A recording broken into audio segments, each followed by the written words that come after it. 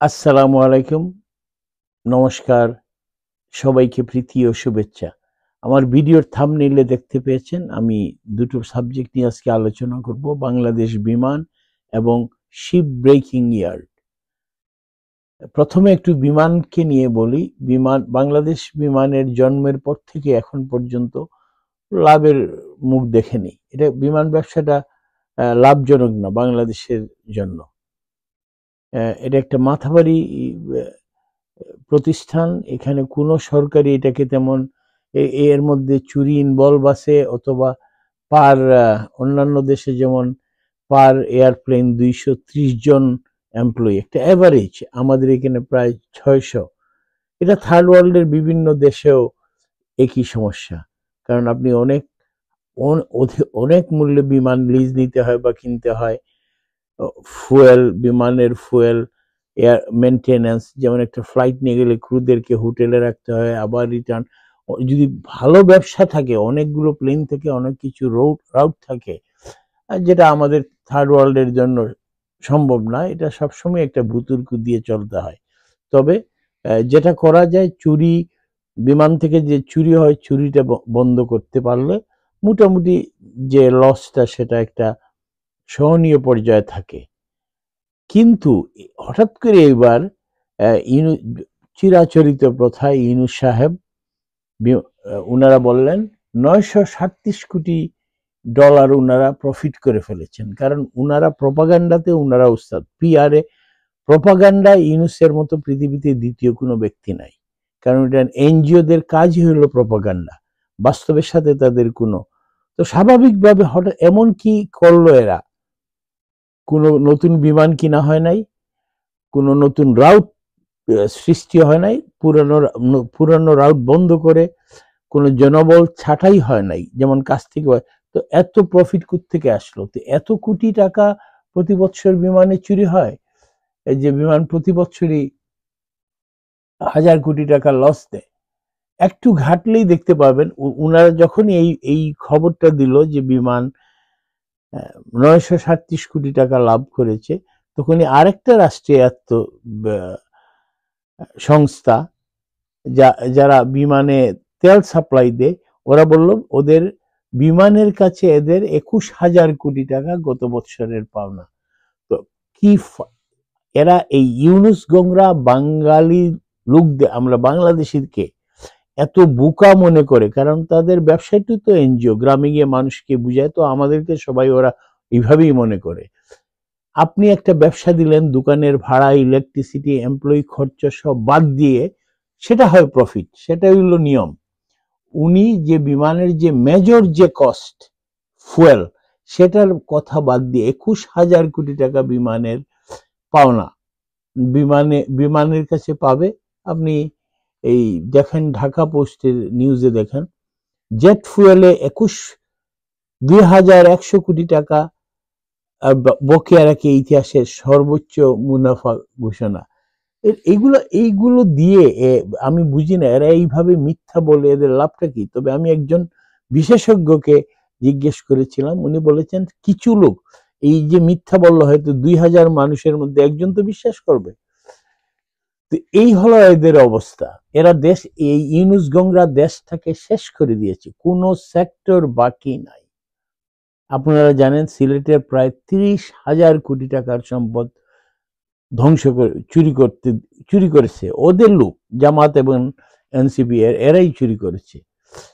মানচিত্র থেকে সিলেটের সেই ভোলাগঞ্জের টুরিস্ট লোকেশন চলে গেছে।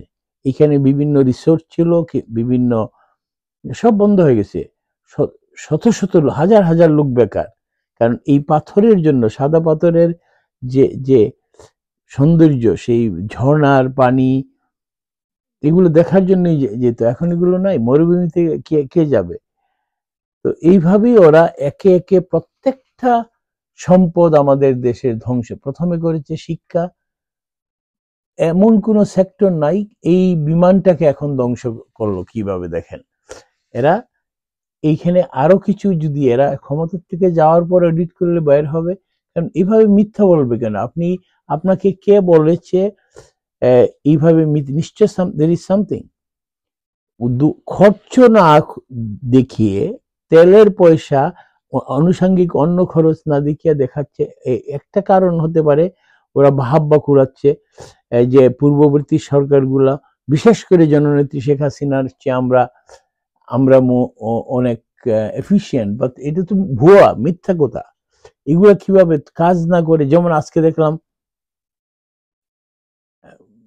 সেতু উদ্বোধন হচ্ছে, সেটা শেখ হাসিনার, ওইটাকে নাম চেঞ্জ করে মৌলানা ভাসানী সেতু দিয়ে, শেখ হাসিনার ড্রিম সেই ব্রিজ। তো এইখানে এই টুকাই টুকাই উপদেষ্টা গিয়ে মহা সমারোহে এইগুলো অন্যের জিনিস, এরা এইগুলোতে উস্তাদ। এবং চুরি, এরা 1 বছরে যত টাকা চুরি করেছে, ইনক্লুডিং ইউনুস উপদেষ্টারা, গত আমি বলবো 50 ইয়ার্সে এত চুরি হয় নাই। ওরা থাকা অবস্থায় বিভিন্ন জন যেভাবে বলতেছে, ওরা চলে গেলে তো আসল জিনিস। আর দ্বিতীয়ত ওরা জননেত্রী শেখ হাসিনার সরকারের চুরির কথা বললো, কিন্তু আজ পর্যন্ত কোনো কিছুই ওরা দেখাতে পারেনি। এই হলো বিমানের অবস্থা। বিমানকে তারা মাটির সাথে মিশিয়ে দিয়েছে। আপনারা আরো ডিটেলস যদি পড়তে চান, ঢাকা পোস্ট 18ই আগস্টের প্রতিবেদন পড়লেই পুরো বুঝতে পারবেন কি অবস্থা। বিমানকে তারা কি এখন বিমানকে শেষ করতেছে এই প্রফিট দেখিয়ে। প্রথমে এটা লাভজনক দেখিয়ে তারা চুরি শুরু করবে। তাই গেট রেডি, এই বিমানটাও শেষ হবে। এই ভোলাগঞ্জে সাদা পাথরের মতো বিমানও ইতিমধ্যে সে আমেরিকায় 25টা বিমান কেনার জন্য, এগুলো কিছুই না, কমিশনটা আগেই নিয়ে নেবে ওরা। এখন আসেন আরেকটা অত্যন্ত ইম্পর্টেন্ট জিনিস, চিটাগাঙ্গের সীতাকুণ্ড। অবশ্যই আপনারা দেখেছেন, সেখানে জাহাজ ভাঙার শিল্প। বাংলাদেশের প্রায় কয়েক লক্ষ লোক সেই জাহাজ শিপ ব্রেকিং ইয়ার্ডে কাজ করে। এটা গত প্রায় 30 বছর ধরে এই ব্যবসাটা পৃথিবীর, আমরা টপ। এখানে শত শত জাহাজ আসে, এগুলো ভেঙে বিভিন্ন স্টিল মিলের জন্য স্টিল আসে, অনেক জিনিস, অনেকগুলো, এমনকি এখান থেকে কিছু কিছু জিনিস বিদেশেও এক্সপোর্ট হয়। কেন, এক একটা জাহাজ অনেক জিনিস থাকে। তো আমাদের মোটামুটি ইয়ে কালের কণ্ঠের রিপোর্ট অনুযায়ী সীতাকুণ্ডে আমাদের প্রায় 250টি জাহাজ ভাঙার শিপিং ব্রেকিং ইয়ার্ড আছে। এর মধ্যে সবগুলোই বন্ধ, মাত্র 28টা খোলা। কারণ এদের চাঁদাবাজি, এদের অব্যবস্থাপনায় মালিকরা কেউ এখানে আর নাই। এতে লক্ষাধিক লোক বেকার। কিন্তু গার্মেন্টস শেষ করেছে সব দিকে, ট্যুরিজম শেষ, শিক্ষা ব্যবস্থা শেষ, সব দিকেই প্রতিটি ক্ষেত্রেই এরা ধ্বংস করে দিয়েছে। আমরা অচিরেই আমরা দেশের, আমার মনে হয় 80% লোক, তাদের যে সুবিধা ছাড়া সবাই আমরা ভিক্ষার, আমাদের না খেয়ে মরতে হবে। এই শিপিং ইয়ার্ডে প্রায় 250-র মধ্যে আপনি চিন্তা করেন, এর মধ্যে তাদের চাঁদাবাজি অ্যান্ড গ্যাস নাই, ইলেকট্রিসিটি নাই, তো লোকজন কি করবে? তাই আমরা কি বসে বসে দেখব? ওরা দেখেন, ওরা ব্যস্ত বঙ্গবন্ধুর বাড়িতে কে ফুল দিল কে দিল না। কয়েক শত পুলিশ একটা ভাঙ্গা বাড়ি, ধ্বংসস্তূপ, এটা জ্বালিয়ে ধ্বংস করে দিয়েছে। সেখানে কে ফুল দিল তারা সেটা নিয়ে, কিন্তু ডেলি মানুষ মারা যাচ্ছে, মানুষ খুন হচ্ছে, নিরাপত্তা নাই, রেপ হচ্ছে, এগুলোতে কোনো পুলিশ পাবেন না আপনি। কাউকে কোনো নিরাপত্তা দিচ্ছে না। তারা বঙ্গবন্ধুর বাড়িতে কে ফুল দিল, কে বঙ্গবন্ধুর পক্ষে, তাই এরা তো বুঝে গেছে এখন এরা কি অবস্থায় আছে। প্রত্যেকটা রিপোর্টেই, জরিপেই পরিষ্কার ভেসে আসছে, বাংলাদেশের যত দল আছে সবাই যদি একত্রে ইলেকশনে দাঁড়ায়, তবুও আওয়ামী লীগ তাদের চেয়ে বেশি ভোট পায়। বাংলাদেশের এখন 60%, যেটা আগে আওয়ামী লীগের 40% ভোট ছিল, এখন সেটা 60-তে দাঁড়িয়েছে এই ইউনূস আসার কারণে। আপনি পথে প্রান্তরে গেলে একটি শব্দ শুনতে পারবেন, আগেই ভালো ছিলাম। এই হলো ইউনূসের ম্যাজিক।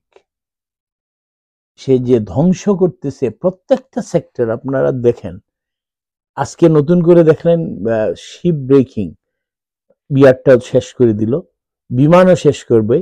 বিমান 25টা বিমান, এর অর্থ হলো লোন নিয়ে কমিশন খাবে বিমান, ডেলিভারি হইতে এটা 25টা বিমান আসতে হয়তো আরো 10 বছর লাগবে। সে তো কমিশন তো নিয়ে নেবে। এই হলো ইউনূসের, এই সুদী মহাজনের। তাই হটাও ইউনূস, বাঁচাও দেশ। ধন্যবাদ, ভালো থাকবেন। জয় বাংলা, জয় বঙ্গবন্ধু।